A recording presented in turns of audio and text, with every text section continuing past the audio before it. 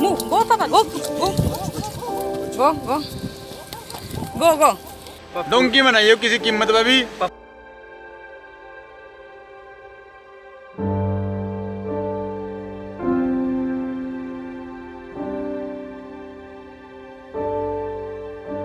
ਕੁਛ ਨਹੀਂ ਮਿਲਣ ਹੁੰਦਾ। ਸਤਿ ਸ਼੍ਰੀ ਅਕਾਲ ਜੀ, ਤੁਸੀਂ ਦੇਖ ਰਹੇ ਹੋ ਹਮਦਰਦ ਟੀਵੀ। ਮੈਂ ਹਾਂ ਤਰਨਜੀਤ ਕੌਰ ਘੁੰਮਣ ਹਾਜ਼ਰਾਂ 'ਚ ਲੈ ਕੇ ਹਮਦਰਦ ਟੀਵੀ ਦੀ ਇੱਕ ਖਾਸ ਪੇਸ਼ਕਸ਼। ਇਹ ਖਾਸ ਪੇਸ਼ਕਸ਼ ਉਹਨਾਂ ਸਾਰੇ ਨੌਜਵਾਨਾਂ ਦੇ ਲਈ ਹੈ ਜਿਹੜੇ ਕਿ ਵਿਦੇਸ਼ ਜਾਣ ਦੇ ਲਈ ਇਸ ਵਕਤ ਗੈਰ ਕਾਨੂੰਨੀ ਤਰੀਕਾ ਅਪਣਾਉਣ ਤੋਂ ਵੀ ਗੁਰੇਜ਼ ਨਹੀਂ ਕਰ ਰਹੇ। ਲਗਾਤਾਰ ਅਸੀਂ ਅਜਿਹੀਆਂ ਖਬਰਾਂ ਪੜ੍ਹ ਰਹੇ ਹਾਂ, ਤੁਹਾਡੇ ਰੂਬਰੂ ਕਰ ਰਹੇ ਹਾਂ, ਤੁਸੀਂ ਵੀ ਦੇਖਦੇ ਸੁਣਦੇ ਹੋ ਕਿ ਗੈਰ ਕਾਨੂੰਨੀ ਤਰੀਕੇ ਨਾਲ ਜਾਂਦੇ ਹੋਏ ਬਹੁਤ ਸਾਰੇ ਨੌਜਵਾਨ ਆਪਣੀ ਜ਼ਿੰਦਗੀ ਤੋਂ ਹੱਥ ਧੋ ਰਹੇ ਨੇ। ਇਹ ਰਾਸਤਾ ਕੋਈ ਸੌਖਾਲਾ ਰਾਸਤਾ ਨਹੀਂ ਹੈ। ਇਹ ਰਾਸਤਾ ਜ਼ਿੰਦਗੀ ਤੇ ਮੌਤ ਦਾ ਰਾਸਤਾ ਹੈ। ਪਨਾਮਾ ਦੇ ਜੰਗਲਾਂ 'ਚ ਹੋ ਕੇ ਲੰਘਿਆ ਜਾ ਰਿਹਾ ਹੈ। ਆ ਦੇਖੋ ਜੀ ਅਮਰੀਕਾ ਦੀ ਡੋਂਕੀ ਮਾਮਾ। ਇਸ ਤੋਂ ਇਲਾਵਾ ਕਿਸ਼ਤੀਆਂ ਦੇ ਵਿੱਚ ਬਹਿ ਕੇ ਸਮੁੰਦਰ ਪਾਰ ਕੀਤੇ ਜਾ ਰਹੇ ਨੇ। ਰੇਗਿਸਤਾਨਾਂ ਦੇ ਵਿੱਚੋਂ ਦੀ ਲੰਘਿਆ ਜਾ ਰਿਹਾ ਹੈ। ਭੁੱਖੇ ਧਿਆਏ ਰਾਸਤੇ ਕਵਰ ਕੀਤੇ ਜਾ ਰਹੇ ਨੇ। ਅਜਿਹੇ ਦੇ ਵਿੱਚ ਜੇਕਰ ਤੁਸੀਂ ਵੀ ਗੈਰ ਕਾਨੂੰਨੀ ਤਰੀਕੇ ਦੇ ਨਾਲ ਵਿਦੇਸ਼ੀ ਧਰਤੀ ਤੇ ਵਸਣ ਦੇ ਬਾਰੇ ਵਿੱਚ ਸੋਚ ਰਹੇ ਹੋ ਤਾਂ ਅੱਜ ਦਾ ਐਪੀਸੋਡ ਸਭ ਤੋਂ ਪਹਿਲਾਂ ਤੁਸੀਂ ਜ਼ਰੂਰ ਦੇਖਿਓ ਤੇ ਆਪਣੇ ਉਹਨਾਂ ਦੋਸਤਾਂ ਨੂੰ ਵੀ ਦਿਖਾਇਓ ਜੋ ਕਿ ਅਜਿਹੇ ਵਿਚਾਰ ਆਪਣੇ ਮਨ ਦੇ ਵਿੱਚ ਲਿਆ ਰਹੇ ਨੇ। ਸਾਡੇ ਅੱਜ ਦੇ ਐਪੀਸੋਡ ਨੂੰ ਦਿਖਾਉਣ ਦਾ ਮਕਸਦ ਕਿਸੇ ਨੂੰ ਵੀ ਇਹ ਹੱਲਾਸ਼ੇਰੀ ਦੇਣਾ ਨਹੀਂ ਹੈ ਕਿ ਤੁਸੀਂ ਗੈਰ ਕਾਨੂੰਨੀ ਤਰੀਕੇ ਦੇ ਨਾਲ ਇਹਨਾਂ ਮੁਲਕਾਂ ਦੇ ਵਿੱਚ ਆਓ। ਸਿੱਧੇ ਰਾਸਤੇ ਨੇ, ਸਰਕਾਰ ਵੱਲੋਂ ਬਣਾਏ ਗਏ ਇਹਨਾਂ ਰਾਸਤਿਆਂ ਦੇ ਰਾਹੀਂ ਆਓ ਤਾਂ ਤੁਹਾਡੀ ਜ਼ਿੰਦਗੀ ਜ਼ਿਆਦਾ ਸੁਖਾਲੀ ਹੋਏਗੀ। ਪਰ ਕਈ ਵਾਰੀ ਏਦਾਂ ਹੁੰਦਾ ਹੈ ਕਿ ਜਿਹੜੇ ਸਿੱਧੇ ਰਾਸਤੇ ਨਹੀਂ ਪਹੁੰਚ ਪਾਉਂਦੇ ਤਾਂ ਫਿਰ ਉਹ ਅਜਿਹੇ ਹੱਥਕੰਡੇ ਅਪਣਾਉਂਦੇ ਨੇ ਕਿ ਉਹਨਾਂ ਨੂੰ ਆਪਣੀ ਜ਼ਿੰਦਗੀ ਵੀ ਜਿਹੜੀ ਆ ਇਸ ਦੇ ਅੱਗੇ ਛੋਟੀ ਲੱਗਣ ਲੱਗ ਜਾਂਦੀ ਹੈ। ਏਜੰਟਾਂ ਨੂੰ 50 ਤੋਂ ਲੈ ਕੇ 60 ਲੱਖ ਰੁਪਏ ਦਿੱਤੇ ਜਾਂਦੇ ਨੇ ਤਾਂ ਕਿ ਇੱਕ ਬਾਰਡਰ ਕ੍ਰਾਸ ਕਰਵਾ ਦਿੱਤਾ ਜਾਵੇ। डोंकी बनाइए किसी कीमत पे भी। ਬਾਈ ਏਜੰਟ ਕਹਿੰਦੇ ਕੁਛ ਹੈ, ਕਮਾਉਂਦੇ ਕੁਛ ਹੈ ਜੀ। ਅੱਜ ਭਾਰਤ ਦੀ ਨੌਜਵਾਨੀ ਦੇ ਸਿਰ ਚੜ ਕੇ ਬੋਲ ਰਿਹਾ ਹੈ ਵਿਦੇਸ਼ ਜਾਣ ਦਾ ਇਹ ਕ੍ਰੇਜ਼। ਕੀ ਪੰਜਾਬ, ਕੀ ਗੁਜਰਾਤ, ਹਰ ਕੋਈ ਇਸ ਵਕਤ ਨੌਜਵਾਨ ਇਹੀ ਚਾਹ ਰਿਹਾ ਹੈ ਕਿ ਬਸ ਵਿਦੇਸ਼ ਵਿੱਚ ਜਾ ਕੇ ਸੈੱਟ ਹੋਈਏ, ਫਿਰ ਚਾਹੇ ਇਹ ਸਿੱਧਾ ਤਰੀਕਾ ਹੋਵੇ ਤੇ ਚਾਹੇ ਅਸਿੱਧਾ ਤਰੀਕਾ ਹੋਵੇ। ਕਾਨੂੰਨੀ ਤਰੀਕੇ ਨਾਲ ਤਾਂ ਜਿਹੜੇ ਆਉਂਦੇ ਨੇ ਉਹ ਆਪਣੀ ਜ਼ਿੰਦਗੀ ਨੂੰ ਸੈੱਟ ਕਰ ਲੈਂਦੇ ਨੇ, ਪਰ ਜਿਹੜੇ ਗੈਰ ਕਾਨੂੰਨੀ ਤਰੀਕੇ ਦੇ ਨਾਲ ਪਹੁੰਚਣ ਦੀ ਕੋਸ਼ਿਸ਼ ਕਰਦੇ ਨੇ ਉਹਨਾਂ ਅੱਗੇ ਸੁਪਨੇ ਸਾਕਾਰ ਕਰਨੇ ਬਹੁਤ ਔਖੇ ਹੋ ਜਾਂਦੇ ਨੇ। ਅਜਿਹੇ ਦੇ ਵਿੱਚ ਏਜੰਟਾਂ ਨੂੰ ਵੀ 60 ਲੱਖ ਰੁਪਇਆ ਦਿੱਤਾ ਜਾਂਦਾ ਹੈ ਤਾਂ ਕਿ ਸਿਰਫ ਇੱਕ ਬਾਰਡਰ ਪਾਰ ਕਰਾ ਦਿੱਤਾ ਜਾਵੇ। ਇਹ ਨਹੀਂ ਪਤਾ ਕਿ ਅੱਗੇ ਜਾ ਕੇ ਭਵਿੱਖ ਕੀ ਹੋਏਗਾ।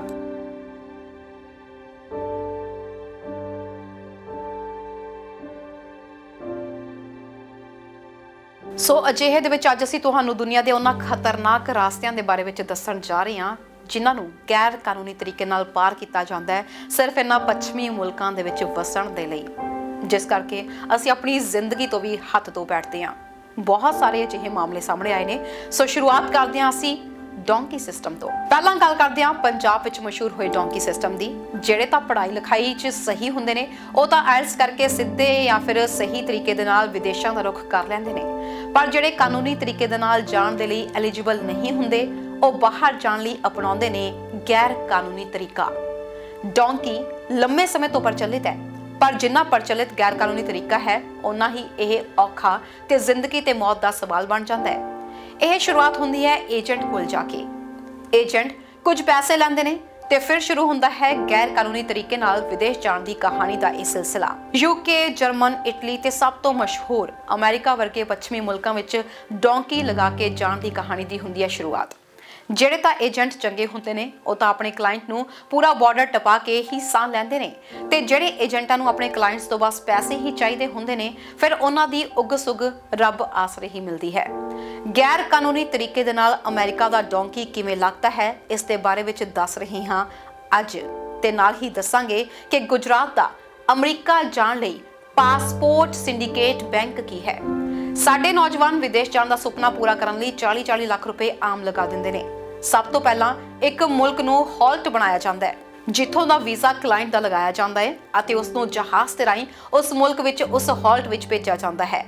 ਇੱਥੋਂ ਸ਼ੁਰੂ ਹੁੰਦਾ ਹੈ ਫਿਰ ਡੋਂਕੀ ਦਾ ਅਸਲੀ ਸਫ਼ਰ। ਹਾਲਾਂਕਿ ਵੱਖ-ਵੱਖ ਏਜੰਟਸ ਦੇ ਵੱਖ-ਵੱਖ ਰੂਟਸ ਹੁੰਦੇ ਨੇ, ਪਰ ਪਨਾਮਾ ਦੇ ਜੰਗਲਾਂ ਚੋਂ ਤਾਂ ਸਭ ਨੂੰ ਲੰਘਣਾ ਹੀ ਪੈਂਦਾ ਹੈ। Go, Tata. Go, go, go, go, go, go, go, go, go, go, go, go, go, go, go, go, go. Good look, good look, good look. भाई चपलां चलदे आ रहा बंद जूते काले फेंक दिए थे चिकड़ में इतने दस जदे सारे बारिश हो डेली तो भाई ਸਭ ਤੋਂ ਪਹਿਲਾਂ ਹਾਲਟ ਤੱਕ ਦਾ ਸਫ਼ਰ ਤਾਂ ਹਵਾਈ ਜਹਾਜ਼ ਦੇ ਰਾਹੀਂ ਪੂਰਾ ਹੁੰਦਾ ਹੈ। ਦਿੱਲੀ ਤੋਂ ਉਸ ਹਾਲਟ ਦੇ ਲਈ ਉਡਾਨ ਭਰੀ ਜਾਂਦੀ ਹੈ, ਉਸ ਦੇਸ਼ ਵਿੱਚ ਉਤਰਿਆ ਜਾਂਦਾ ਹੈ ਜਿੱਥੋਂ ਅੱਗੇ ਏਜੰਟ ਜਾਂ ਫਿਰ ਉਸਦੇ ਬੰਦੇ ਆ ਕੇ ਤੁਹਾਨੂੰ ਲੈ ਕੇ ਜਾਂਦੇ ਨੇ ਤੇ ਫਿਰ ਹਾਲਟ ਤੋਂ ਸ਼ੁਰੂ ਹੁੰਦਾ ਹੈ ਨਕਲੀ ਦਸਤਾਵੇਜ਼ਾਂ ਦਾ ਸਿਲਸਿਲਾ। ਇੱਥੋਂ ਡੋਂਕੀ ਲਗਾਉਣ ਵਾਲੇ ਮੁੰਡੇ ਕੁੜੀਆਂ ਹਾਲਟ ਤੇ ਇਕੱਠੇ ਹੁੰਦੇ ਨੇ। ਹਾਲਾਂਕਿ ਇੱਥੇ ਕੁੜੀਆਂ ਦੀ ਤਾਦਾਦ ਬਹੁਤ ਘੱਟ ਹੁੰਦੀ ਹੈ ਤੇ ਜ਼ਿਆਦਾਤਰ ਮੁੰਡੇ ਹੀ ਹੁੰਦੇ ਨੇ। ਇਸ ਤੋਂ ਬਾਅਦ 30-30 40-40 ਜਣਿਆਂ ਦਾ ਗਰੁੱਪ ਬਣਾਇਆ ਜਾਂਦਾ ਹੈ ਤੇ ਫਿਰ ਅਗਲੇ ਮੁਲਕਾਂ ਦਾ ਸਫ਼ਰ ਤੈਅ ਕੀਤਾ ਜਾਂਦਾ ਹੈ। ਇਹ ਸਫ਼ਰ ਤੈਅ ਕੀਤਾ ਜਾਂਦਾ ਹੈ ਕਾਰਾਂ ਜਾਂ ਫਿਰ ਗੱਡੀਆਂ ਦੇ ਰਾਹੀਂ। ਹਰ ਡੋਂਕੀ ਦੀ ਮੰਜ਼ਿਲ ਹੁੰਦੀ ਹੈ ਪਨਾਮਾ ਦੇ ਜੰਗਲਾਂ ਨੂੰ ਪਾਰ ਕਰਕੇ ਮੈਕਸੀਕੋ ਪਹੁੰਚਣਾ, ਜਿਸ ਤੋਂ ਬਾਅਦ ਮੈਕਸੀਕੋ ਦੀ ਕੰਧ ਟੱਪ ਕੇ ਅਮਰੀਕਾ ਦਾਖਲ ਹੋਣਾ।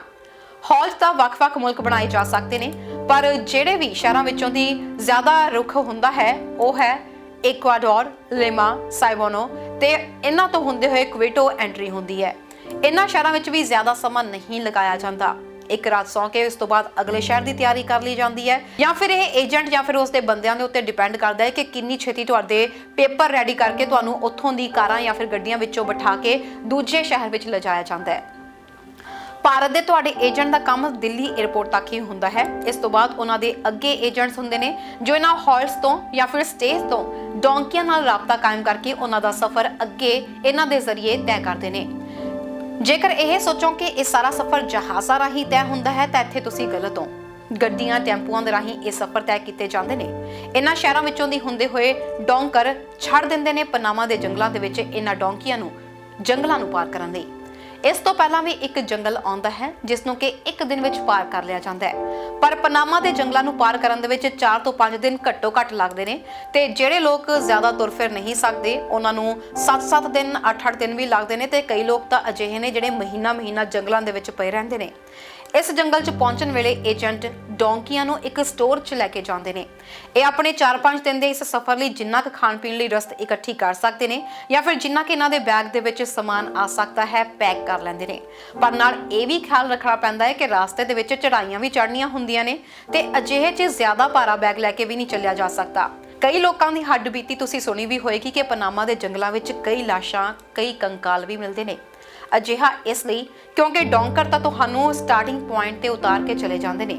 ਅਜਿਹੇ ਵਿੱਚ ਜੰਗਲ ਦੇ ਅੰਦਰ ਮਾਫੀਆ ਹੁੰਦੇ ਨੇ ਜੋ ਲੁੱਟਦੇ ਵੀ ਨੇ ਤੇ ਤੁਹਾਡੇ ਕੋਲ ਕੁਝ ਵੀ ਬਚਿਆ ਨਹੀਂ ਰਹਿਣ ਦਿੰਦੇ। 30 ਜਣਿਆਂ ਦਾ ਗਰੁੱਪ ਦੇਖ ਕੇ ਫਿਰ ਵੀ ਕਿਸੇ ਨੂੰ ਮਾਰਨ ਤੋਂ ਥੋੜਾ ਜਿਹਾ ਕਤਰਾਉਂਦੇ ਨੇ, ਪਰ ਜੇਕਰ ਕਿਸੇ ਤੋਂ ਤੁਰਿਆ ਨਾ ਜਾਏ ਤਾਂ ਕੋਈ ਕਿਸੇ ਲਈ ਨਹੀਂ ਰੁਕਦਾ ਤੇ ਉਸ ਡੋਂਕੀ ਨੂੰ ਜਾਂ ਤਾਂ ਪਿੱਛੇ ਹੀ ਛੱਡ ਦਿੱਤਾ ਜਾਂਦਾ ਹੈ ਅਤੇ ਬਾਅਦ ਵਿੱਚ ਉਹ ਮਾਫੀਆ ਦੀ ਲੁੱਟ ਦਾ ਸ਼ਿਕਾਰ ਹੁੰਦਾ ਹੈ ਜਾਂ ਫਿਰ ਉਹਨਾਂ ਨੂੰ ਗੋਲੀ ਮਾਰ ਕੇ ਮਾਰ ਦਿੱਤਾ ਜਾਂਦਾ ਹੈ। ਸਵੇਰੇ 6-7 ਵਜੇ ਤੋਂ ਤੁਰਨ ਦਾ ਸਿਲਸਿਲਾ ਸ਼ੁਰੂ ਹੁੰਦਾ ਹੈ ਤੇ ਸ਼ਾਮ ਦੇ 6-7 ਵਜੇ ਤੱਕ ਇਹ ਲਗਾਤਾਰ ਤੁਰਨਾ ਪੈਂਦਾ ਹੈ। ਇਸ ਮੌਕੇ ਤੇ ਜਿਹੜਾ ਮਾਫੀਆ ਹੁੰਦਾ ਉਹ ਤੁਹਾਨੂੰ ਸਾਹ ਵੀ ਨਹੀਂ ਲੈਣ ਦਿੰਦਾ, ਕਿਤੇ ਰੁਕ ਕੇ ਆਰਾਮ ਵੀ ਨਹੀਂ ਕਰਨ ਦਿੰਦਾ।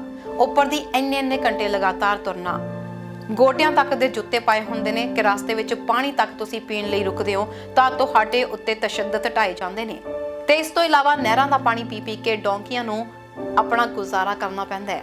ਅਖੀਰ ਵਿੱਚ ਅਜਿਹਾ ਵੀ ਸਮਾਂ ਆਉਂਦਾ ਹੈ ਕਿ ਡੋਂਕੀਆਂ ਦੇ ਕੋਲ ਖਾਣ ਨੂੰ ਕੁਝ ਨਹੀਂ ਬਚਦਾ। ਨਦੀਆਂ ਦਾ ਪਾਣੀ ਹੀ ਉਹਨਾਂ ਦੇ ਕੋਲ ਗੁਜ਼ਾਰੇ ਲਈ ਇਕਲੌਤਾ ਸਹਾਰਾ ਹੁੰਦਾ ਹੈ। ਪਨਾਮਾ ਦਾ ਜੰਗਲ ਪਾਰ ਕਰਦੇ ਹੀ ਪਨਾਮਾ ਦੀ ਮਿਲਟਰੀ ਮਿਲਦੀ ਹੈ ਜਿਹੜੀ ਕਿ ਪਨਾਮਾ ਵਿੱਚ ਰਹਿਣ ਲਈ ਕੁਝ ਦਿਨਾਂ ਦੀ ਮੁਹਲਤ ਦਿੰਦੀ ਹੈ।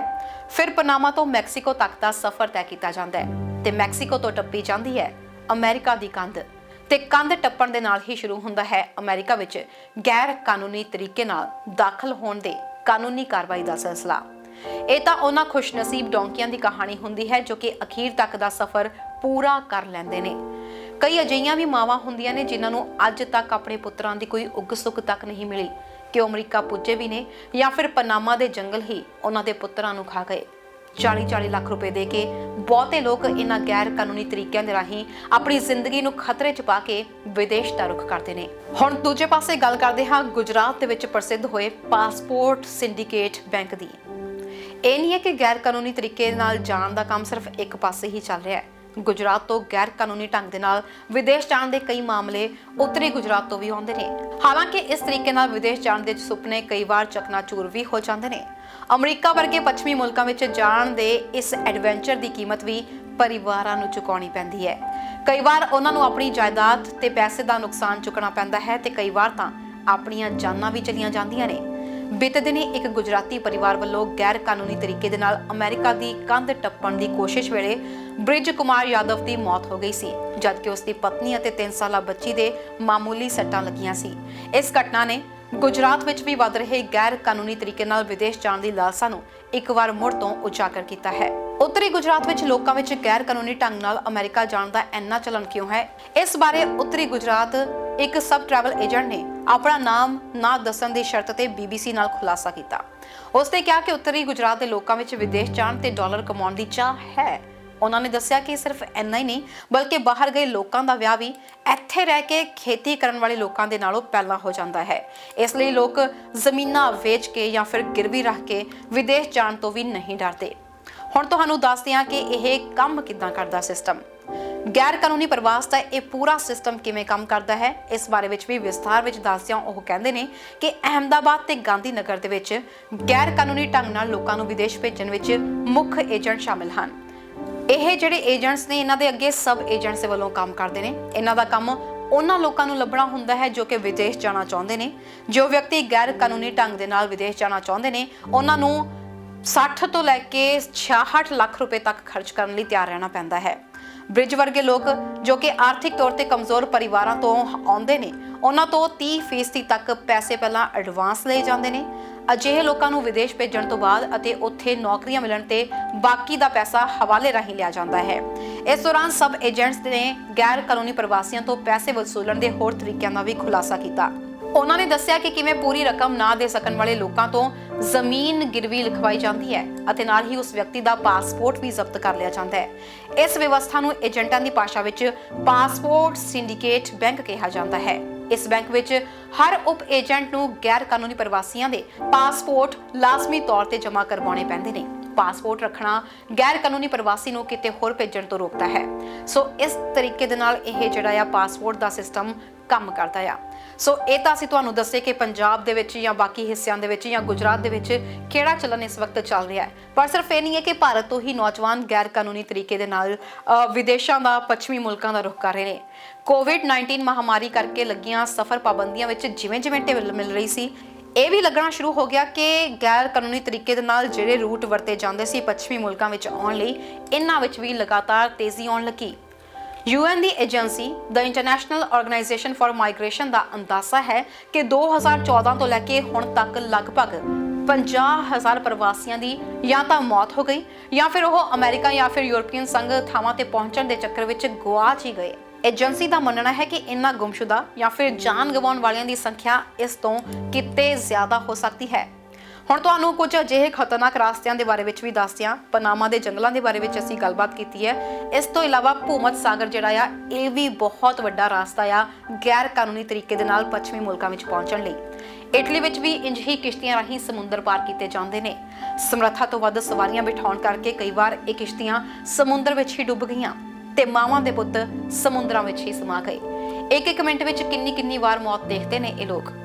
IOM ਦੇ ਅਨੁਸਾਰ ਪ੍ਰਵਾਸ ਦੇ ਪੱਖੋਂ ਇਹ ਦੁਨੀਆ ਦਾ ਸਭ ਤੋਂ ਖਤਰਨਾਕ ਰਾਸਤਾ ਹੈ ਭੂਮਧ ਸਾਗਰ। ਅੰਦਾਜ਼ਾ ਹੈ ਕਿ 2014 ਤੋਂ ਉੱਤਰੀ ਅਫਰੀਕਾ ਤੋਂ ਯੂਰਪ ਜਾਣ ਲਈ ਭੂਮਧ ਸਾਗਰ ਨੂੰ ਪਾਰ ਕਰਨ ਦੀਆਂ ਕੋਸ਼ਿਸ਼ਾਂ ਵਿੱਚ 19,500 ਤੋਂ ਵੱਧ ਜਾਨਾਂ ਗਈਆਂ ਨੇ। ਭੂਮਧ ਸਾਗਰ ਨੂੰ ਪਾਰ ਕਰਨ ਲਈ ਕਈ ਤਰੀਕੇ ਅਜ਼ਮਾਏ ਜਾਂਦੇ ਨੇ। ਇਹਨਾਂ ਵਿੱਚ ਸ਼ਾਮਲ ਹੈ ਸਮਰੱਥਾ ਤੋਂ ਜ਼ਿਆਦਾ ਲੋਕਾਂ ਨੂੰ ਕਿਸ਼ਤੀਆਂ ਵਿੱਚ ਭਰਨਾ, ਰਬੜ ਦੀਆਂ ਹਵਾ ਨਾਲ ਫਲਾਈਆਂ ਹੋਈਆਂ ਕਿਸ਼ਤੀਆਂ ਵਗੈਰਾ। ਅਜਿਹੇ ਤਰੀਕੇ ਨਾਲ ਸਮੁੰਦਰ ਪਾਰ ਕਰਨ ਦੀ ਕੋਸ਼ਿਸ਼ ਕਰਨ ਵਾਲੇ ਪ੍ਰਵਾਸੀਆਂ ਦੀ ਯਾਤਰਾ ਖਤਰਿਆਂ ਭਰੀ ਹੁੰਦੀ ਹੈ ਤੇ ਜਾਨ ਦਾ ਜੋਖਮ ਹਮੇਸ਼ਾ ਬਣਿਆ ਰਹਿੰਦਾ ਹੈ।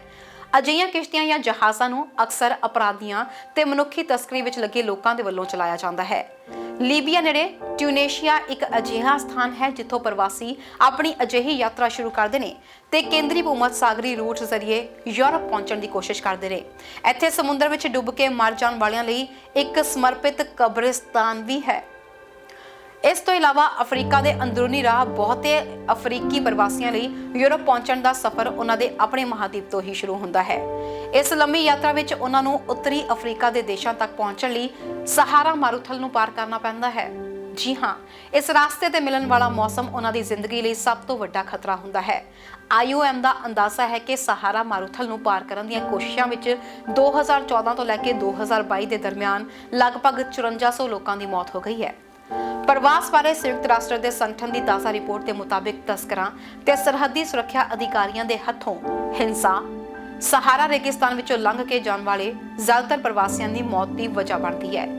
IOM ਦੇ ਬੁਲਾਰੇ ਮਸਹੈਲੀ ਮੁਤਾਬਿਕ ਪਿਛਲੇ ਸਮੇਂ ਦੌਰਾਨ ਅਮਰੀਕਾ ਜਾਂਦੇ ਪ੍ਰਵਾਸ ਦੇ ਰਾਹਾਂ ਉੱਪਰ ਹੋਣ ਵਾਲੀਆਂ ਮੌਤਾਂ ਵਿੱਚ ਵੀ ਬਹੁਤ ਜ਼ਿਆਦਾ ਵਾਧਾ ਹੋਇਆ ਹੈ। ਸੰਯੁਕਤ ਰਾਸ਼ਟਰ ਦੀ ਏਜੰਸੀ ਦੇ ਮੁਤਾਬਿਕ ਪਿਛਲੇ 8 ਸਾਲਾਂ ਦੌਰਾਨ ਏਸ਼ੀਆਈ ਮੁਲਕਾਂ ਵਿੱਚੋਂ ਲਗਭਗ 5000 ਲੋਕ ਲਾਪਤਾ ਹੋਏ ਨੇ। ਇਹਨਾਂ ਲਾਪਤਾ ਲੋਕਾਂ ਦੇ ਬਾਰੇ ਵਿੱਚ ਨਾ ਤਾਂ ਪਰਿਵਾਰਾਂ ਨੂੰ ਕੁਝ ਪਤਾ ਲੱਗ ਸਕਿਆ ਹੈ, ਬਹੁਤੀ ਵਾਰ ਤਾਂ ਇਹ ਹੁੰਦਾ ਹੈ ਕਿ ਸਾਲਾਂ ਬੱਧੀ ਪਰਿਵਾਰਾਂ ਨੂੰ ਕਿਤੇ ਜਾ ਕੇ ਕਾਲ ਹੁੰਦੀ ਹੈ ਕਿ ਉਹ ਜ਼ਿੰਦਾ ਨੇ, ਪਿੱਛੇ ਪਰਿਵਾਰ ਤੜਪਦੇ ਨੇ, ਉਹ ਵੱਖਰੀ ਗੱਲ ਹੈ। ਅਜਿਹੇ ਦੇ ਵਿੱਚ ਹਮਦਰਦ ਟੀਵੀ ਦੀ ਕੋਸ਼ਿਸ਼ ਇਸ ਖਬਰ ਨੂੰ ਪੇਸ਼ ਕਰਨ ਦੀ ਸਿਰਫ ਇਹੀ ਸੀ ਤਾਂ ਕਿ ਤੁਹਾਨੂੰ ਇਸ ਚੀਜ਼ ਤੋਂ ਵਾਕਿਫ ਕਰਵਾਇਆ ਜਾ ਸਕੇ ਕਿ ਇਹ ਰਾਸਤਾ ਕੋਈ ਸੌਖਾ ਨਹੀਂ ਹੈ। ਜੇਕਰ ਅਸੀਂ ਘਰਾਂ ਦੇ ਬੂਹੇ ਬੰਦ ਕਰਕੇ ਬਾਹਰ ਵਿਦੇਸ਼ ਦਾ ਰੁਖ ਕਰਨ ਬਾਰੇ ਸੋਚ ਰਹੇ ਹਾਂ ਤਾਂ ਇਹ ਜ਼ਰੂਰ ਸੋਚ ਲਿਓ ਕਿ ਕਿਤੇ ਮੁੜ ਕੇ ਉਹਨਾਂ ਬੂਹਿਆਂ ਨੂੰ ਅਸੀਂ ਵਾਪਸ ਖੋਲ ਹੀ ਨਾ ਸਕੀਏ। ਅਜਿਹੇ ਦੇ ਵਿੱਚ ਕਾਨੂੰਨੀ ਤਰੀਕੇ ਦੇ ਨਾਲ ਆਉਣ ਦੀ ਕੋਸ਼ਿਸ਼ ਕਰੋ, ਕਿਉਂਕਿ ਗੈਰ ਕਾਨੂੰਨੀ ਤਰੀਕੇ ਨਾਲ ਆਉਣ ਦਾ ਹਰ ਕਿਸੇ ਦੇ ਵੱਸ ਦੀ ਗੱਲ ਨਹੀਂ ਹੈ। ਖੁਸ਼ਨਸੀਬ ਨੇ ਉਹ ਲੋਕ ਜੋ ਗੈਰ ਕਾਨੂੰਨੀ ਤਰੀਕੇ ਦੇ ਨਾਲ ਇਹਨਾਂ ਮੁਸ਼ਕਿਲ ਰਾਹਾਂ ਨੂੰ ਪਾਰ ਕਰਦੇ ਹੋਏ ਆਪਣੀਆਂ ਮੰਜ਼ਿਲਾਂ ਤੇ ਪਹੁੰਚੇ ਨੇ ਤੇ ਸੈੱਟ ਹੋਏ ਨੇ, ਪਰ ਇਹ ਜ਼ਰੂਰੀ ਨਹੀਂ ਕਿ ਜੋ ਚੀਜ਼ ਉਹਨਾਂ ਨੂੰ ਮਿਲ ਗਈ ਉਹ ਤੁਹਾਨੂੰ ਵੀ ਮਿਲ ਸਕੇ। ਅਜਿਹੇ ਦੇ ਵਿੱਚ ਹਮਦਰਦ ਟੀਵੀ ਸਭ ਨੂੰ ਇਹੀ ਅਪੀਲ ਕਰਦਾ ਹੈ ਕਿ ਜਿਸ ਤਰੀਕੇ ਦੇ ਨਾਲ ਪਿੱਛੇ ਇੰਨੀਆਂ ਮੌਤ ਦੀਆਂ ਖਬਰਾਂ, ਲਾਪਤਾ ਹੋਣ ਦੀਆਂ ਖਬਰਾਂ ਦੇ ਬਾਰੇ ਵਿੱਚ ਅਸੀਂ ਤੁਹਾਨੂੰ ਜਾਣਕਾਰੀ ਦਿੰਦੇ ਹਾਂ, ਤਾਂ ਇਹਨਾਂ ਤੋਂ ਸਬਕ ਲੈਂਦੇ ਹੋਏ ਪੱਛਮੀ ਮੁਲਕਾਂ ਵਿੱਚ ਆਉਣ ਲਈ ਸਿਰਫ ਕਾਨੂੰਨੀ ਤਰੀਕੇ ਦਾ ਹੀ ਸਹਾਰਾ ਲਵੋ, ਕਿਉਂਕਿ ਏਜੰਟਾਂ ਦੇ ਹੱਥੇ ਚੜ੍ਹ ਕੇ ਨਾ ਸਿਰਫ ਤੁਸੀਂ ਆਪਣਾ ਪੈਸਾ ਬਰਬਾਦ ਕਰ ਰਹੇ ਹੋ, ਬਲਕਿ ਆਪਣਾ ਭਵਿੱਖ, ਆਪਣੀ ਜਵਾਨੀ ਤੇ ਆਪਣੀ ਜ਼ਿੰਦਗੀ ਤੱਕ ਬਰਬਾਦ ਕਰ ਰਹੇ ਹੋ। ਅਜਿਹੇ ਦੇ ਵਿੱਚ ਸਭ ਨੂੰ ਇਹੀ ਅਪੀਲ ਕੀਤੀ ਜਾਂਦੀ ਹੈ ਕਿ ਜੇਕਰ ਤੁਸੀਂ ਇਹਨਾਂ ਮੁਲਕਾਂ ਵਿੱਚ ਆਉਣਾ ਚਾਹੁੰਦੇ ਹੋ ਤਾਂ ਇਹਨਾਂ ਮੁਲਕਾਂ ਦੇ ਦਰਵਾਜ਼ੇ ਤੁਹਾਡੇ ਸਭ ਲਈ ਹਮੇਸ਼ਾ ਖੁੱਲੇ ਨੇ, ਪਰ ਇਸ ਲਈ ਜ਼ਰੂਰੀ ਹੈ ਕਿ ਕਾਨੂੰਨੀ ਤਰੀਕੇ ਦਾ ਇਸਤੇਮਾਲ ਕਰੋ, ਕਾਨੂੰਨੀ ਤਰੀਕੇ ਦੇ ਨਾਲ ਹੀ ਇਹਨਾਂ ਮੁਲਕਾਂ ਵਿੱਚ ਰੁਖ ਕਰੋ ਅਤੇ ਕਾਨੂੰਨੀ ਤਰੀਕੇ ਦੇ ਨਾਲ ਹੀ ਇੱਥੇ ਸੈੱਟ ਹੋਵੋ ਤਾਂ ਕਿ ਪਿੱਛੇ ਪਰਿਵਾਰਾਂ ਦੇ ਵਿੱਚ ਵੀ ਘੱਟੋ ਘੱਟ ਖੌਫ ਦਾ ਮਾਹੌਲ ਨਾ ਬਣਿਆ ਜਾਵੇ। ਸੋ ਦੋਸਤੋ, ਇਹ ਸੀ ਸਾਡੀ ਹਮਦਰਦ ਟੀਵੀ ਦੀ ਅੱਜ ਦੀ ਇੱਕ ਖਾਸ ਪੇਸ਼ਕਸ਼। ਤੁਹਾਨੂੰ ਇਹ ਕਿਸ ਤਰੀਕੇ ਦੀ ਲੱਗੀ ਸਾਨੂੰ ਦੱਸਿਓ ਜ਼ਰੂਰ। ਜੇ ਪ੍ਰੋਗਰਾਮ ਪਸੰਦ ਆਇਆ ਤਾਂ ਲਾਈਕ, ਕਮੈਂਟ ਤੇ ਸ਼ੇਅਰ ਵੀ ਜ਼ਰੂਰ ਕਰਿਓ ਤਾਂ ਕਿ ਵੱਧ ਤੋਂ ਵੱਧ ਲੋਕਾਂ ਤੱਕ ਇਹ ਜਾਣਕਾਰੀ ਮਿਲ ਸਕੇ ਕਿ ਗੈਰ ਕਾਨੂੰਨੀ ਤਰੀਕੇ ਨਾਲ ਜਾਣਾ ਸੌਖਾ ਨਹੀਂ ਹੁੰਦਾ। ਖਤਰਨਾਕ ਰਾਸਤਿਆਂ ਵਿੱਚੋਂ ਲੰਘਣਾ ਪੈਂਦਾ ਆ, ਕਿਸ਼ਤੀਆਂ ਰਾਹੀਂ ਸਮੁੰਦਰ ਪਾਰ ਕਰਨੇ ਪੈਂਦੇ ਆ, ਮਾਰੂਥਲਾਂ ਚੋਂ ਲੰਘਣਾ ਪੈਂਦਾ ਆ। ਸੋ ਸੋਚ ਸਮਝ ਕੇ ਆਪਣੇ ਇਸ ਸੁਪਨੇ ਨੂੰ ਪੂਰਾ ਕਰੋ। ਇਸ ਦੇ ਨਾਲ ਹੀ ਫਿਲਹਾਲ ਦਿਓ ਇਜਾਜ਼ਤ। ਦੇਖਦੇ ਰਹੋ ਹਮਦਰਦ ਟੀਵੀ। ਸਤਿ ਸ੍ਰੀ ਅਕਾਲ। Go, hey, amigo. Look, bye. Bye, amigo. Bye. Bye. Bye, amigo. Bye. Bye.